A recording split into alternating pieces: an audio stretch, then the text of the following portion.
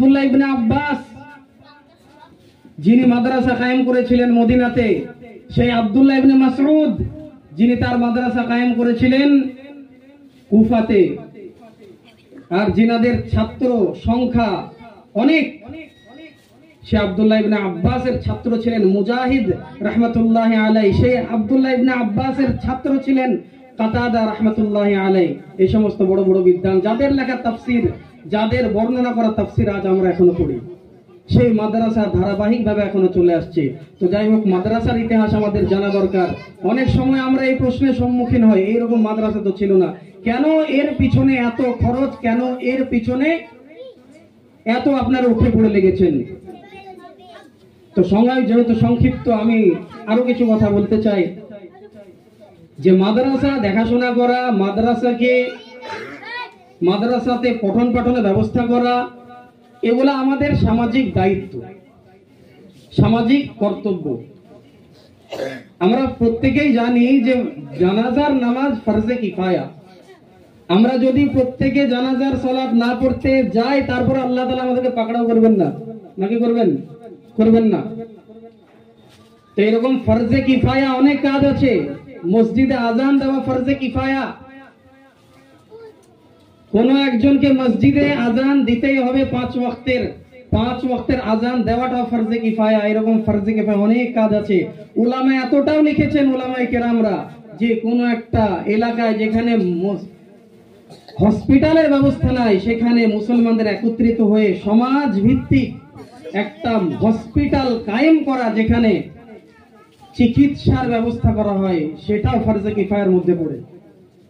তো একটা হসপিটাল কায়েম করাও যদি ফরজে কিফায়া হয়, মানুষের প্রাণের যদি এতটা গুরুত্ব হয়, তাহলে আধ্যাত্মিকভাবে মানুষকে মানুষ বানানোর জন্য যে কারখানা, তার কতটা গুরুত্ব হবে, এটা আগে আমাদের বুঝতে হবে।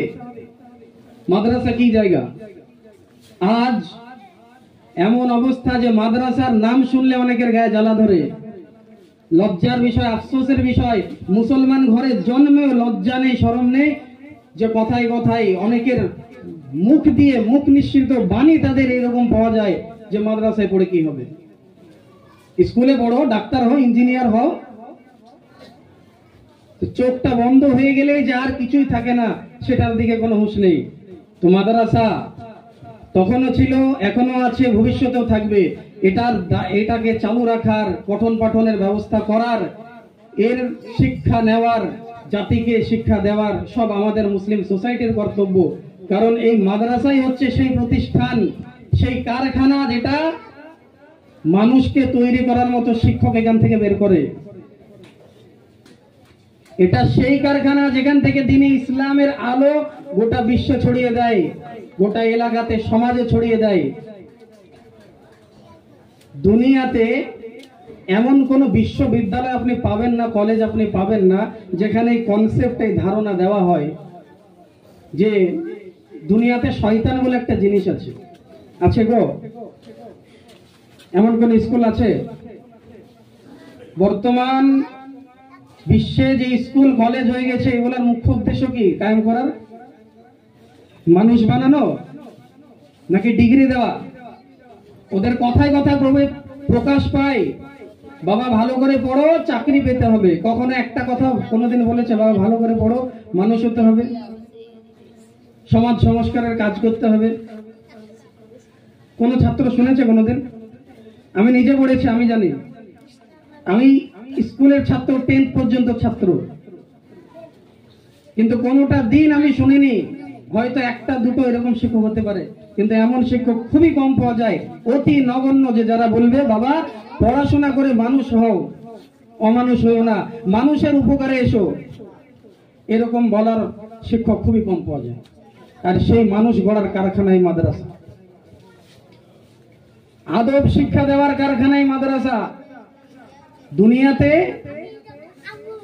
অনেক যারা শিক্ষিত ভদ্র ঘরের সন্তান, তাদেরকেও দেখবেন রাস্তায় গিয়ে দাঁড়িয়ে দাঁড়িয়ে পেশাব করছে, লজ্জাও নেই, শরম নেই। মুসলিম ঘরের সন্তান ফরজ গোসলটাও জানে না, এমনও মানুষ পাওয়া যায় ফরজ গোসলটাও জানে না, চলে গেছে হজ করতে।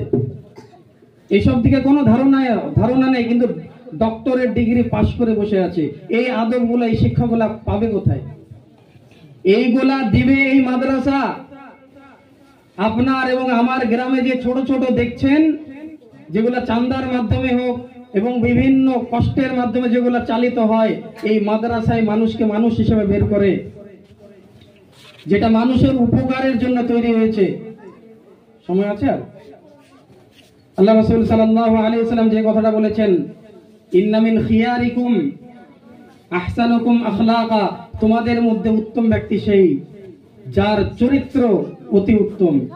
চরিত্রবান বানায় মাদ্রাসা, ঈমান আকীদার শিক্ষা দেয় মাদ্রাসা। আজ আপনার সামনে দাঁড়িয়ে যে কথাগুলো বলছি, এটা আগে ভাবুন। আজ আপনার সামনে দাঁড়িয়ে যে কথাগুলো বলছি, আপনারা কান পেতে শুনছেন, এই কথাগুলো শিক্ষা দিয়েছেন আমার সেই মাদ্রাসা কর্তৃপক্ষের লোকেরা, আমার সেই শিক্ষকেরা। আল্লাহ তাদের হায়াতকে দারাজ করুক, আল্লাহ তাআলা তাদের এই আমলকে আল্লাহ তাআলা তাদের কবুল করুক। তাদের এই পরিশ্রমের মাধ্যমে, এখানে হাফিজ সাহেবরা আছেন, তিনাদের পরিশ্রমের মাধ্যমে এই যে হাফিজ সাহেবরা বের হলেন, আজ এরাই ভবিষ্যতের সন্তান হবে। তারা গিয়ে মসজিদ মাদ্রাসা, তারাই গিয়ে মসজিদের মিম্বার সামলাবে, তারাই জুম্মার খুতবা দেবে। কোন স্কুলের ছাত্রকে দেখেছেন? খুবই কম। প্রয়োজনে যদি এই মাদ্রাসাগুলো যদি বন্ধ করে দেওয়া হয়, তাহলে লাইট মেরে খুঁজে বেড়াতে হবে জুম্মার খুতবা দেওয়ার জন্য। এই জিনিসটা আগে বুঝতে হবে আমাদেরকে, সবাইকে বোঝাতে হবে। মুসলিম সোসাইটি নাস্তিকতায় ভরে গেছে, ভিতরে ভিতরে নাস্তিকতার ছাপ দেখা দিচ্ছে, কিন্তু মুখে প্রকাশ করে না। এই জিনিস থেকে আমাদেরকে বেঁচে থাকতে হবে। আর যেগুলো মাদ্রাসা আমাদের কায়েম হয়, চলে এই গ্রামের মাঝে, গ্রামের মধ্যে কত বড় নিয়ামত, যে একটা হিফজের মাদ্রাসা রাখা আছে।